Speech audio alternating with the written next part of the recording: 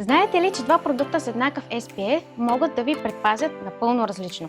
Не става дума за марката, става дума за текстурата. Има 6 основни вида текстури. Няма да ви казвам вземете това или купете онова, ще ви дам информацията, а вие сами ще решите за себе си. Първо, слънцезащитно мляко. Водното му съдържание е с висок процент. Много леко, почти като серум. Попада бързо в кожата и не оставя мазен филм. За кого е подходящо? За мазна и комбинирана кожа, за хора, които не понасят тежки текстури. Важното тук, понеже е толкова течно, хората често нанасят по-малко, отколкото е необходимо. Изсипете обилно количество в дланта, разнесете равномерно и изчакайте около минута преди да се облечете. Иначе част от продукта остава върху дрехите.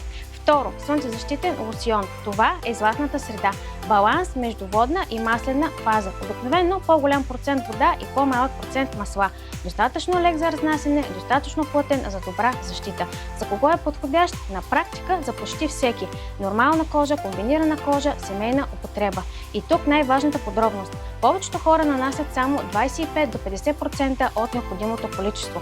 За лице и шия около половин чайна лъжичка. За цяло тяло според NHS приблизително 35 мл или около 6 до 8 чайни лъжички.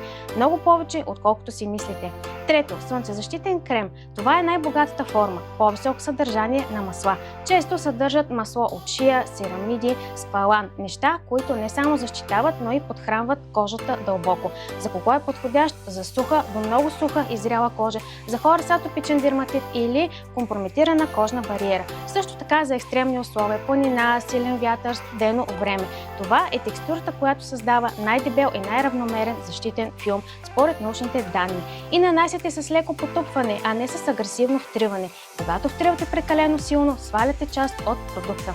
Част 2 идва след малко. Аквафлуид, двуфазна вода и спрей.